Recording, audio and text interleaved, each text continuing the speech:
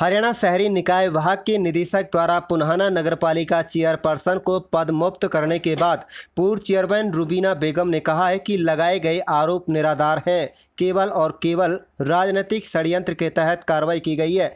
जिन बिंदुओं को लेकर बर्खास्त किया गया है वो सभी कार्य नियम अनुसार अनुमति व जनता की डिमांड को लेकर कराए गए हैं। उक्त बातें नपा पूर्व चेयरपर्सन रुबीना ने अपने कार्यालय पर पत्रकार वार्ता के दौरान कही, जिसमें उन्होंने कहा है कि जो शिकायत विपक्षियों ने दी और जिसकी जांच पड़ताल खुद उपमंडल अधिकारी पुन्हाना ने की थी, जो कि मेरे इनके अनुकूल थी, जिसमें उपमंडल अधिकारी ने भी हमें सही माना था। इसके बाद जो जांच अतिरिक्त उपायुक्त ने की गई वो धरातल पर नहीं थी, न ही किसी ने उसे देखा था। इसी दौरान रुबीना ने यह भी आरोप लगाया कि जिस दौरान मुझे बुलाया गया था उस दौरान डिलीवरी होने के कारण मेरा जाना नहीं हुआ, लेकिन फिर भी अस्पताल में भर्ती होने के दौरान मेरे से पूछताछ की गई, जो बिल्कुल गलत है। यह केवल राजनीतिक के चलते यह कार्य किया गया। उन्होंने कहा है कि सरकार के इस फैसले के खिलाफ पूरे हरियाणा के नगरपालिका और नगर परिषद के चेयरपर्सन ने इस कार्रवाई को गलत ठहराते हुए रोष व्याप्त है,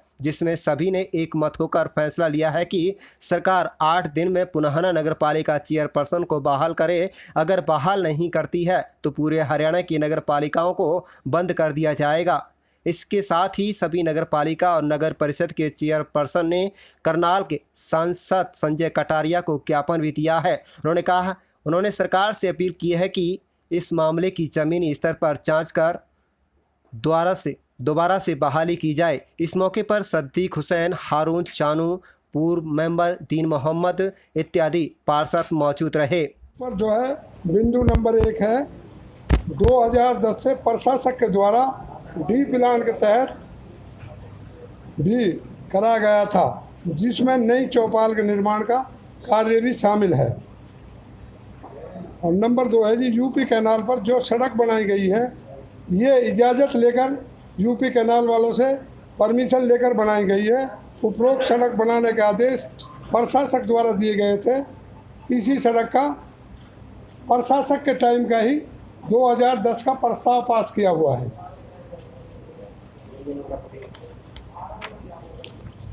और बिंदु नंबर 3 पर है जी अम्बेडकर पार्क का निर्माण हुए लगभग 30 वर्ष हो गए जी। सारे कस्बे को पता है, सारे इलाके को पता है, अम्बेडकर पार्क बहुत पुराना है, 30 वर्ष हो चुके हैं। जो पंचायत द्वारा पहले ही बनाया गया था। प्रस्ताव के रख रखाव पर प्रशासन में पंचायत द्वारा समय समय पर पैसा भी खर्च किया जाता रहा है पहले से ही। साथ ही इसी पार्क के साथ में सरकार के आदेश अनुसार डी प्लान के तहत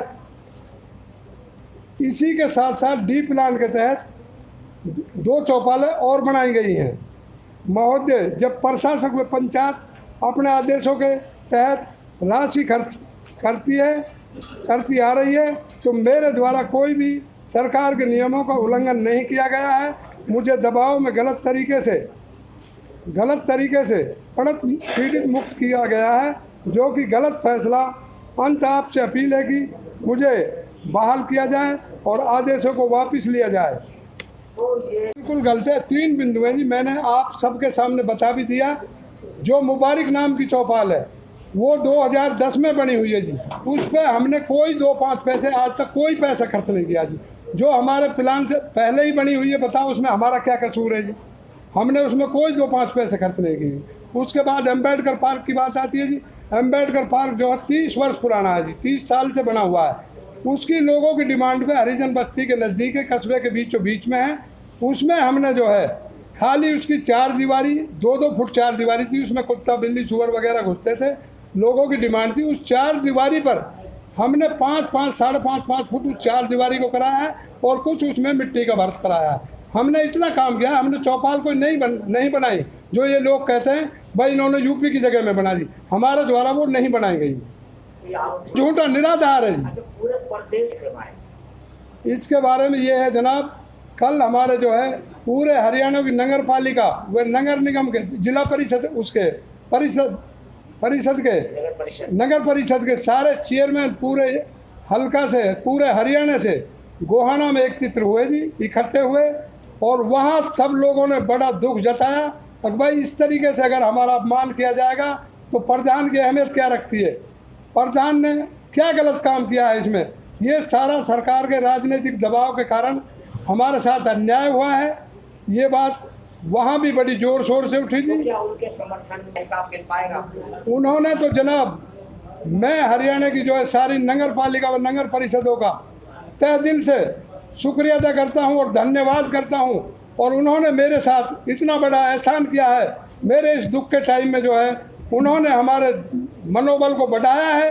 और उन्होंने इतना दुख प्रकट किया कि वहाँ अगर आप लोग देखते तो जनाब वहाँ तो हालात ही इतने थे। और वहाँ से हम अपना उन्होंने बिल्कुल गलत माना है। उनने सारे कागजात देखे हैं जी, सब कुछ पढ़ा है, बिल्कुल गलत माना है। और गलत मान के ही उन्होंने इतना दुख प्रकट किया है। वरना हरियाणा में तो कितने चेयरमैन हैं और कितने रोजाना कोई सस्पेंड हो रहा है, कोई कुछ हो रहा है, लेकिन वो कहीं कोई कमी कोताही होती उस पर।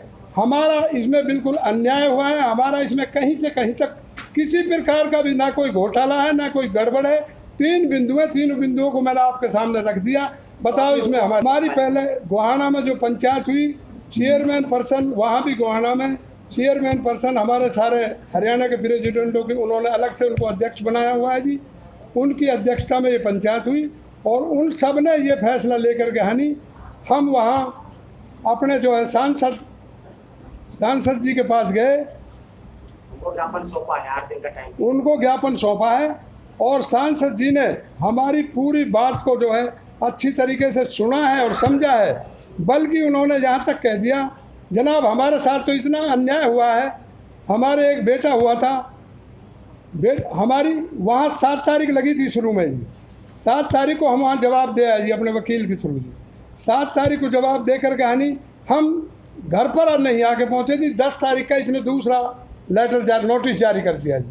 हमें 9 तारीख को ही यहाँ लेटर नोटिस मिल गया और उस नोटिस में लिखा हुआ था कि भाई आप चंडीगढ़ आओ। चंडीगढ़ डिलीवरी केस में 20 दिन की बच्चे की माँ कैसे चंडीगढ़ जा सकती है जी। हमने उनसे गुजारिश की, जनाब हमारी मजबूरी है, हमारा छोटा सा बच्चा है, इधर तो सरकार महिलाओं को इतना बढ़ावा दे रही है, कोरोना का माहौल चल रहा है, बच्चे की माँ को भी अगर किसी प्रकार का भी कोई खतरा हो गया तो इसका जिम्मेवार कौन होगा? हम वहाँ नहीं आ सकते।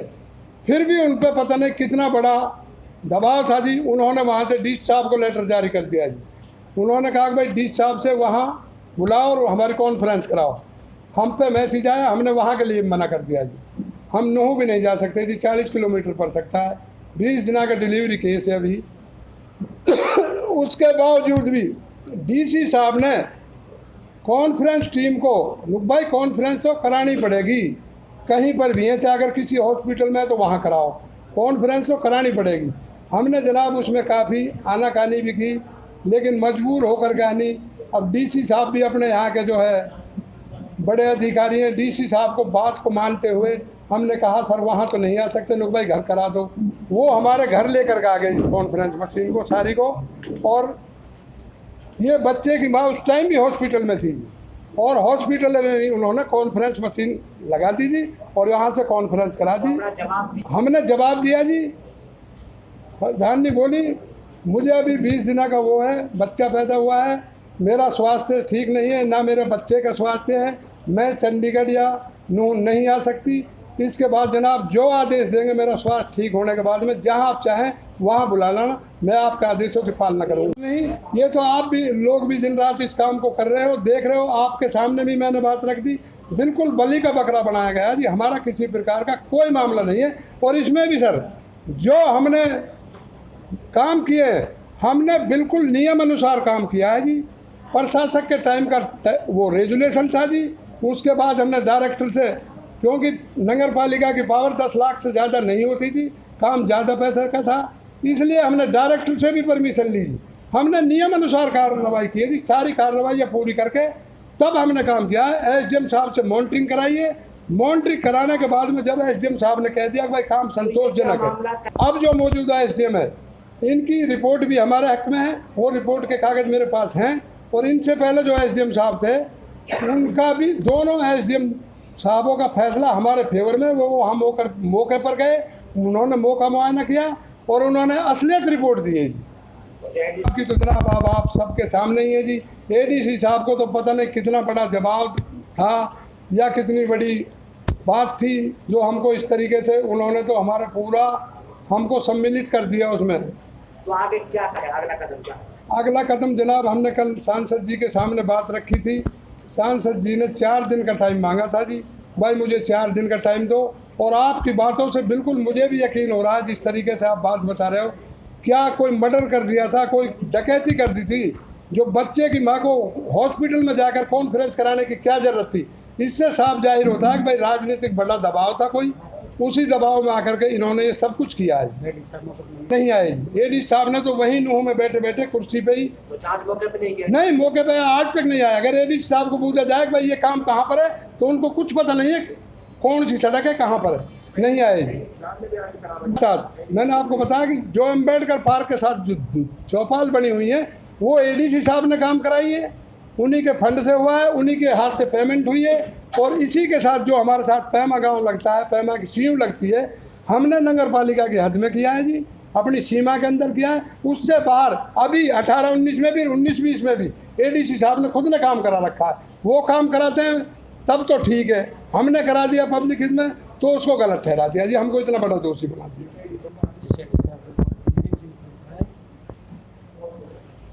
हम जो सांसद जी से मिले, सांसद जी ने 4 दिन का टाइम मांगा है। उसके बारे में हमारे सारे नगर पालिका चेयरमैनों ने और हमारी वहाँ की गोहाना चेयरपर्सन ने, उनने ये कहा सर हमें आप पे विश्वास है, आप बड़े अच्छे आदमी हो, ईमानदार आदमी हो, हमें न्याय मिलेगा, हम आपके टाइम का इंतजार करेंगे।